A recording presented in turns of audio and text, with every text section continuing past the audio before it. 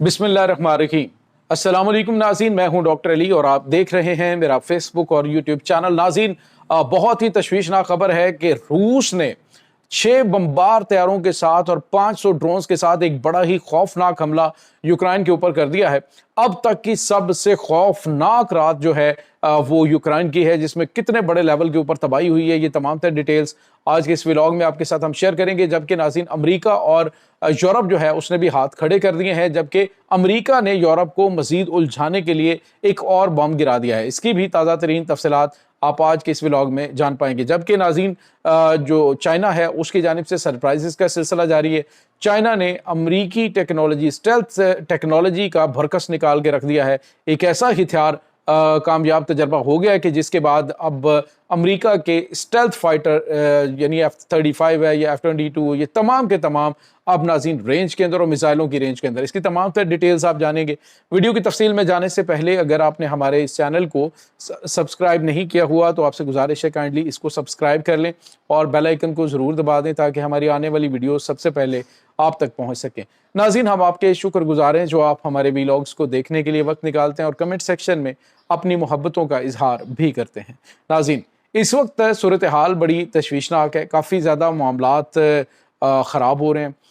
जो अमरीकी सदर डोनाल्ड ट्रंप चाह रहे थे कि वो रशिया और यूक्रेन की जंग को रोकेंगे, अब पहले तो उन्होंने धमकियां दी, अभी 2 दिन पहले ये भी धमकी दी कि जी हम जो है वो अगर यूक्रेन में रूस ने दाखिल होने की कोशिश की तो हम मॉस्को को उड़ा देंगे, हम ये कर देंगे, वो कर देंगे। लेकिन नाज़रीन, अमली तौर पे देखा जाए तो डोनाल्ड ट्रंप जो हैं वो इसमें कोई इंटरेस्ट नहीं रखते हैं कि रशिया यूक्रेन की वार किस समझ जाती है। अब चंद दिन पहले जो रशिया की जानिब से यूक्रेन में नाटो की जो कमांड है उसको निशाना बनाया गया था, तो उसके बाद अब आज एक बड़ा खौफनाक अटैक किया गया। नाज़रीन, इसके अंदर जो मिसाइल्स इस्तेमाल किए गए वो बड़े ख़तरनाक मिसाइल्स हैं। यानी इनके TU-95 और TU-160 बमबार त्यारे जो हैं, 6 बमबार त्यारे इस वक्त फिजाओं के अंदर मौजूद हैं जो कि खरकीव के ऊपर बमबारी कर रहे हैं। और सूरत हाल वहाँ पे ये है कि बिल्कुल आग की तरह तपती हुई फिजा जो है वो यूक्रेन की बन चुकी है। इस वक्त नाज़रीन 500 जो ड्रोन्स हैं वो अटैक कर रहे हैं। इसके अलावा 150 के करीब जो कामिकाज़े ड्रोन्स हैं वो ऑलरेडी वहाँ पे डिप्लॉयड हैं, उनके ऊपर हमला करने के लिए मुख्तलिफ टारगेट्स को हिट कर रहे हैं। बताया जा रहा है कि ज़ेलेंस्की के लिए ये अब तक की सबसे खौफनाक रात है कि रूस की जानिब से वहाँ पे बड़े ही तबाहकुन अटैक किए जा रहे हैं और खरकीव जो है वो इस वक्त यूँ कह लीजिए कि बिल्डिंग्स उनकी डिमोलिश हो रही हैं और इस वक्त जो बारूद की बू है और काले धुएं के बादल ये इस वक्त खरकीव के अंदर आसमान को छूते हुए महसूस हो रहे हैं। असलहा डिपो हैं नाज़रीन, फौजी अड्डे हैं, इसके अलावा उनके ट्रेनिंग सेंटर्स हैं, इसके अलावा उनके जो अहम तरीन हुकूमती बिल्डिंग्स हैं उनको इस हमले में निशाना बनाया गया है और बड़े पैमाने पे तबाही मची है। तो दूसरी जानिब नाज़रीन,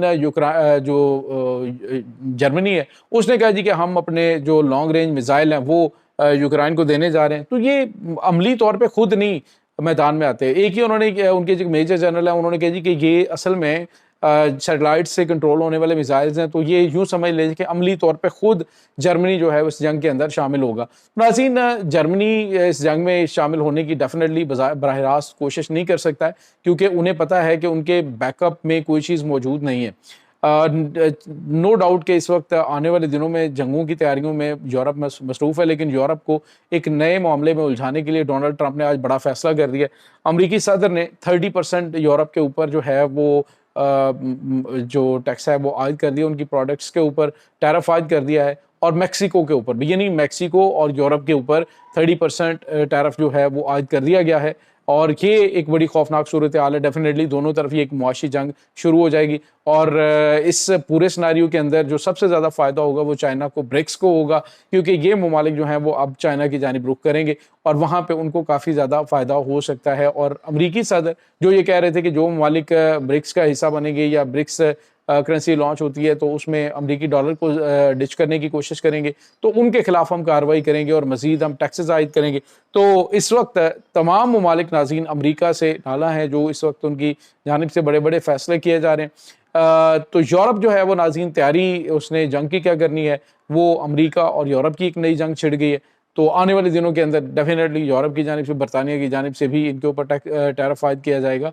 तो पहले आपको पता है कि ब्राज़ीली जो प्रेसिडेंट है जो लुला डी सिल्वा है, उन्होंने ये कहा था कि अब तो लो और दो का मामला है। अब ये कोई बात नहीं है कि अमेरिका टैरिफ आयद करेगा तो दूसरे ममालिक नहीं आयद करेंगे, दूसरे ममालिक भी आयद करेंगे और फिर जो है वो इनको भुगतना पड़ेगा। तो ये इस वक्त नाज़रीन सिचुएशन चल रही है। दूसरी जानिब एक और बड़ी और अहम तरीन डेवलपमेंट हुई है, वो है नाज़रीन चाइना की नई टेक्नोलॉजी। नाज़रीन इस वक्त यूँ लग रहा है कि पूरी दुनिया के अंदर जो चाइना है वो छा चुका है। चाइना एक आलमी पावर बन चुका है, दुनिया की सुपर पावर जो है वो चाइना बन चुका है। अब सिर्फ उसका ऐलान होना बाकी है।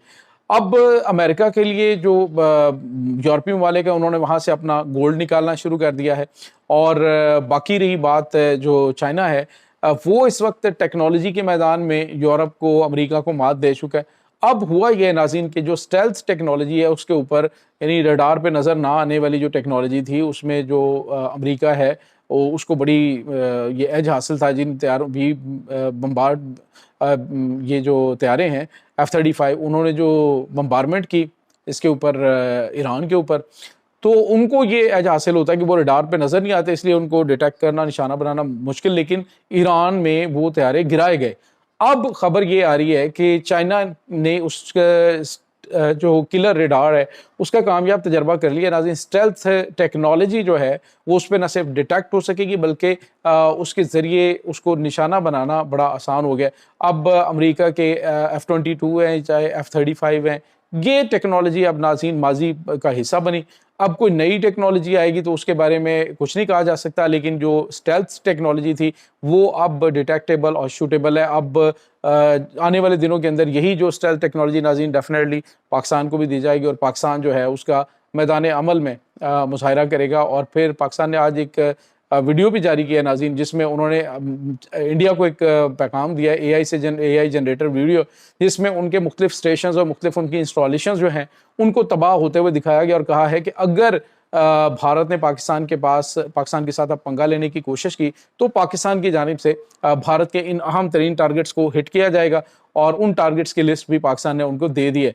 और पाकिस्तान के पास नो डाउट नाज़रीन के उस ये 3 रोज़ा जंग के बाद ऐसी कमाल की जो है वो पावर भी आ चुकी है और दुनिया में पाकिस्तान जो है उसका ताकत का लोहा वो भी माना जा रहा है और साथ ही पाकिस्तान का मोराल भी हाई है और पाकिस्तान मज़ीद आगे बढ़ रहा है। तो नाज़रीन चाइना की ये टेक्नोलॉजी आने वाले दिनों में मुमकिन तौर पे ईरान को भी फ्राहम की जाए और फिर जो F-22 और F-35 जंगी तैयारे इसराइल के ईरान के ऊपर हमला आवर होते हैं तो वो भी निशाना बन सकते हैं। तो ये नाज़रीन इस वक्त कुछ ताज़ा तरीन चीज़ें चल रही हैं। आलमी सतह पे चीज़ें जो हैं वो बहुत तेज़ी से वकूफ़ पज़ीर हो रही हैं। यूँ लग रहा है कि जो आलमी तज्ज़ियाकार हैं वो कहते हैं कि तीसरी आलमी जंग छिड़ चुकी है, क्योंकि इसका तरीक़ाकार डिफरेंट होगा। इसमें मुआशी जंग है, इसके अलावा वहाँ इस जंग के अंदर ना दिखाई देने वाली बहुत सारी ऐसी चीज़ें हैं जो कि सामने आ चुकी हैं। जिस तरह से पाकिस्तान ने ना नज़र आने वाली टेक्नोलॉजी से भारत की जो है वो चीखें निकलवा दी सिर्फ 3 दिन के अंदर। तो ये चीज़ें आने वाले दिनों के अंदर पूरी दुनिया के अंदर बहुत बड़ा चेंज लाने वाली हैं और वो ममालिक जो हर किसी के ऊपर चढ़ दौड़ते थे लाइक अमेरिका, तो ये अब आराम से अपने अपने घर में बैठ जाएंगे और दुनिया को आराम से जीने देंगे। अदरवाइज़ फिर इनकी अपनी जो है वो शदीद तरीन धुलाई हो सकती है। ये नाज़रीन इस वक्त ताज़ा तरीन अपडेट्स हैं। इस तमाम सूरत हाल के बारे में आपका क्या कहना है, कमेंट सेक्शन में अपने ख्यालात का इजहार ज़रूर कीजिएगा। इंशाल्लाह बहुत जल्द मिलते हैं एक नई वीडियो में। तब तक के लिए अपना बहुत सारा ख्याल रखिएगा। अल्लाह वारिस।